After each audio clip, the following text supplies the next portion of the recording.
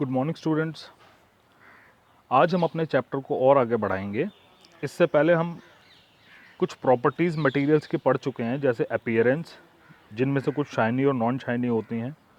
हमने ये भी पढ़ा है कि कुछ चीज़ें हार्ड और सॉफ्ट भी होती हैं।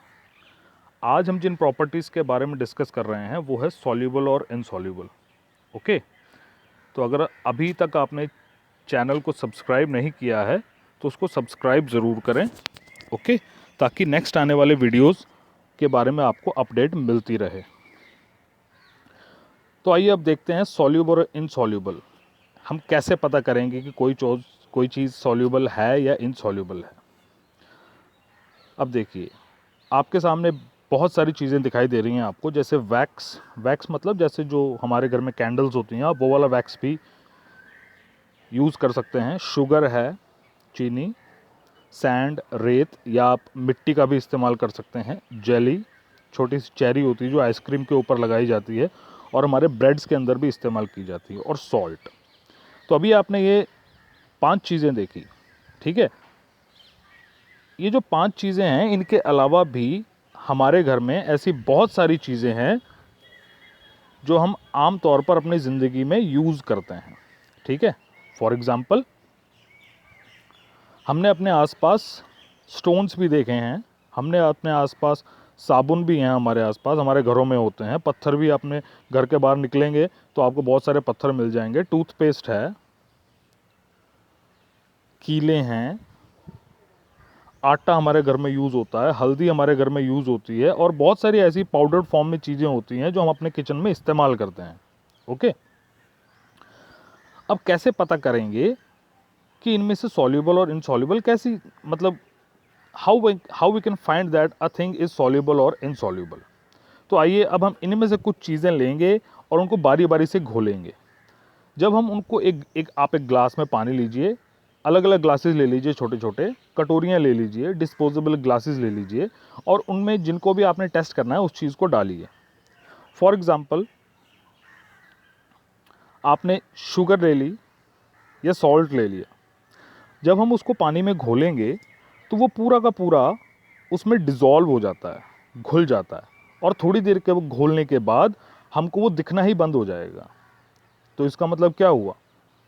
इसका मतलब वो चीज़ उसमें पूरी तरह से घुल गई है, तभी वो डिसअपीयर हुई है। अगर वो पूरी तरह से नहीं घुलेगी तो वो डिसअपीयर नहीं होगी। तो ऐसी चीज़ें जो पानी में डालने के बाद, पानी में घोलने के बाद पूरी तरह से डिज़ोल्व हो जाती हैं, घुल जाती हैं या डिसअपीयर हो जाती हैं, ऐसी चीज़ों को हम सॉल्यूबल थिंग्स कहते हैं, ठीक है। क्या कहते हैं? Soluble things. अब दूसरी, आपने वैक्स ले ली मान लीजिए, या कोई पत्थर ले लिया, या वैक्स का टुकड़ा ले लिया, उसको आपने पानी में डाला और घोले जा रहे हैं, घोले जा रहे हैं, घोले जा रहे हैं, घोले जा रहे हैं, तो ना ही तो वो चीज़ डिज़ोल्व हो रही है और ना ही वो चीज़ डिसअपीयर हो रही है। मान लीजिए आप, अब कुछ बच्चों के मन में दिमाग में आ सकता है, सर मिट्टी तो घुल सकती है ना। तो ठीक है, आप मिट्टी को उठाइए और उसको ग्लास में डालकर घोलने की कोशिश करिए। आपको घुलती हुई दिखेगी, पानी थोड़ा सा गंदा दिखेगा। उसको आधे पौने घंटे के लिए साइड में रख दीजिए, टच मत करिए। थोड़ी देर बाद आप देखेंगे उसके जो बॉटम है उसके ऊपर कुछ ना कुछ बैठ गया है, किसी चीज़ की लेयर लग गई है। तो वो लेयर क्या है? वो सॉइल ही है ना। और कुछ चीज़ें आपको उस पर फ्लोट होती हुई नज़र आएंगी, कुछ चीज़ें उसमें आपको ऊपर तैरती हुई नज़र आएंगी। तो ऐसी चीज़ें जो डिसअपीयर नहीं हुई लगातार घोलने के बाद भी, वैसी की वैसी ही हमको दिख रही हैं, ऐसी चीज़ों को हम इनसॉल्यूबल थिंग्स कह सकते हैं। Okay, such kind of things are called insoluble, जो कि घोलने के बाद भी डिसअपीयर नहीं हो रही हैं, हमको दिख रही हैं साफ तौर पर, ऐसी चीज़ों को हम इनसॉल्यूबल थिंग्स कहते हैं। नेक्स्ट है, जो नेक्स्ट प्रॉपर्टी है वो है ऑब्जेक्ट्स में फ्लोट और सिंक। अब आप जहाँ बैठे हैं, आपके आसपास कई चीज़ें होंगी। अब उनमें से कुछ चीज़ें फ्लोट करती हैं और कुछ चीज़ें डूब जाती हैं, है ना। आपने चाबी ली, पानी में डाली, डूब गई। कील ली, पानी में डाली, डूब गई। आपने पेंसिल उठाई, पानी में डाली, ऊपर तैरने लग गई। आपने एक छोटी सी प्लास्टिक की बॉल ली, पानी में डाली, वो फ्लोट ऊपर है, सतह पे है, दिख रही है आपको। तो ऐसी चीज़ें जो वाटर के सरफेस के ऊपर ही रहती हैं, उसको हम कहते हैं, उसको हम कह सकते हैं कि वो फ्लोट कर रही हैं, तैर रही हैं। और जो पानी के अंदर चली गई हैं हम कहते हैं वो डूब गई हैं, सिंक हो गई हैं। अब यहाँ पर क्वेश्चन उठता है, वाई डू थिंग्स फ्लोट? चीज़ें तैरते कैसे हैं, कैसे तैरने लग पड़ती हैं वो, है ना?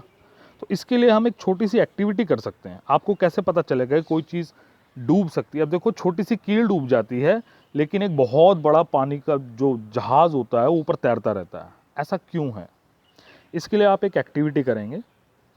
उस एक्टिविटी में क्या करना है, आप एक ग्लास लीजिए पानी का, उसमें पूरा भर दीजिए, उसको एक थाली में रख लीजिए। एक थाली लीजिए, है ना, उसके अंदर ग्लास लीजिए, ग्लास को पूरा पानी से भर दीजिए, और आप एक छोटा सा रबर का टुकड़ा ले लीजिए। जैसे ही आपने उस रबर के टुकड़े को या कोई भी मटेरियल को उठाकर उस ग्लास में डाला, तो उस ग्लास के अंदर से पानी थोड़ा बाहर निकला। ठीक है ना? अब जैसे ही ग्लास पूरा ऊपर तक भरा हुआ है, आपने कोई चीज़ डाली तो ग्लास के अंदर से पानी बाहर गिरेगा। ठीक है? अब आप क्या करेंगे, जो ऑब्जेक्ट आपने पानी में डाला उसको बड़ी ही सावधानी से निकाल लीजिए, और जो पानी बाहर गिरा है उसको भी अलग कर लीजिए। अब उन दोनों का भार तोलिए। अगर ऑब्जेक्ट का भार ज़्यादा है किससे? जो पानी बाहर गिरा, है ना? जो पानी बाहर गिरा, अगर वो हल्का है और बाहर वाली ऑब्जेक्ट भारी है तो वो चीज़ डूब जाएगी। और अगर बाहर जो पानी गिरा है उसका भार ज़्यादा है और जो ऑब्जेक्ट आपने डाली उसका भार कम निकला, तो वो चीज़ उसमें तैरेगी। ये एक सिंपल सा फंडा है कि चीज़ें कैसे तैरती हैं और चीज़ें कैसे डूब जाती हैं। नेक्स्ट जो फंडामेंटल प्रॉपर्टी है ऑब्जेक्ट्स की, वो है ट्रांसपेरेंसी। ट्रांसपेरेंसी क्या होती है? अभी आप देखिए, आपके सामने एक पिक्चर है जिसमें 3 ऑब्जेक्ट्स दिखाए गए हैं। पहले ऑब्जेक्ट में लाइट एकदम जैसे पीछे से टॉर्च मार रहे हैं, आगे उतनी ही लाइट पहुंच रही है। सेकंड केस में थोड़ी लाइट पीछे रुक जा रही है, सारी की सारी लाइट आगे पास नहीं हो रही है। और जो तीसरा है उसमें बिल्कुल भी लाइट आपको आगे स्क्रीन पर दिखाई नहीं दे रही है। आप एक और छोटा सा एग्जांपल देखिए। एक 3 बल्ब दिखा रखे हैं।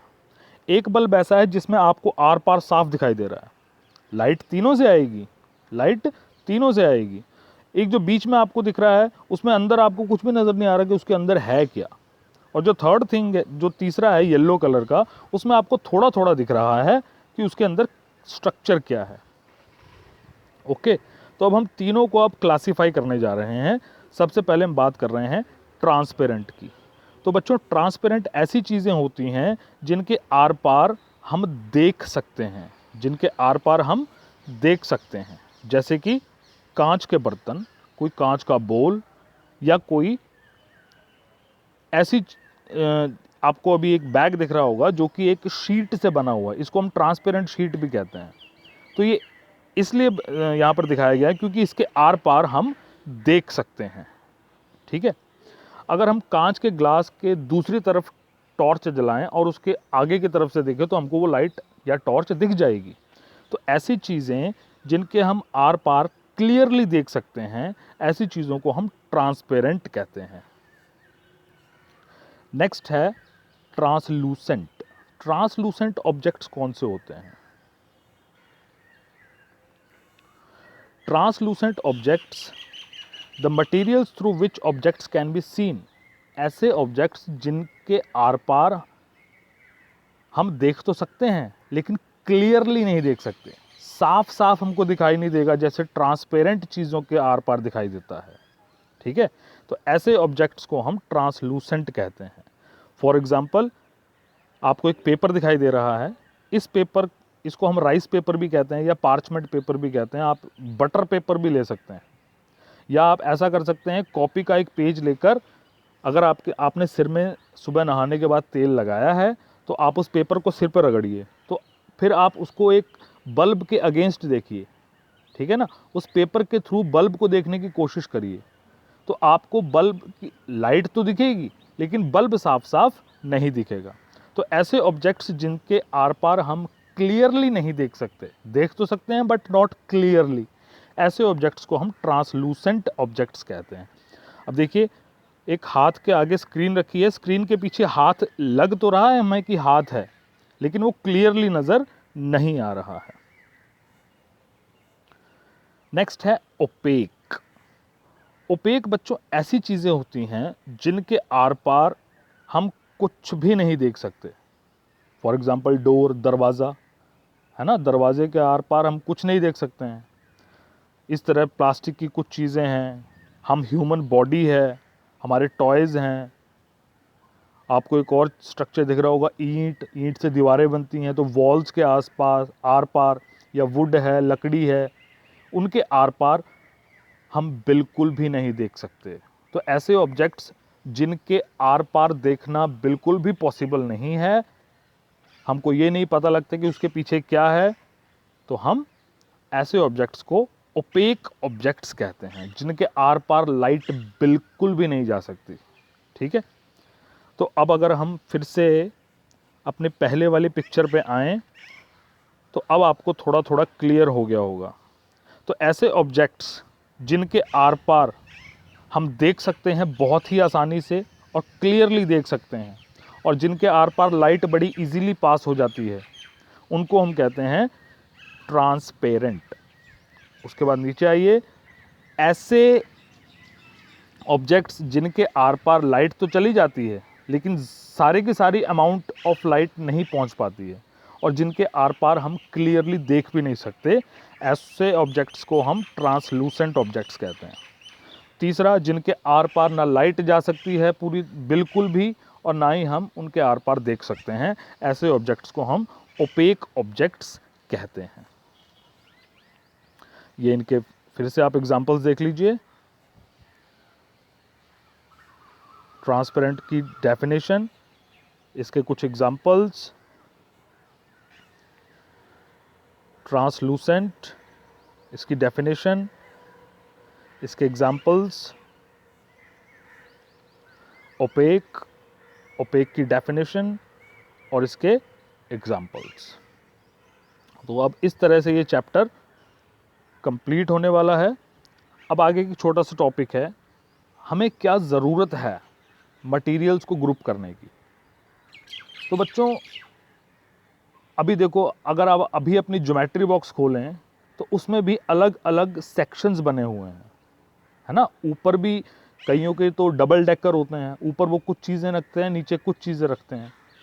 तो ऐसा इसलिए ज़रूरी है ताकि हम अपनी चीज़ों को आसानी से मतलब ले सकें।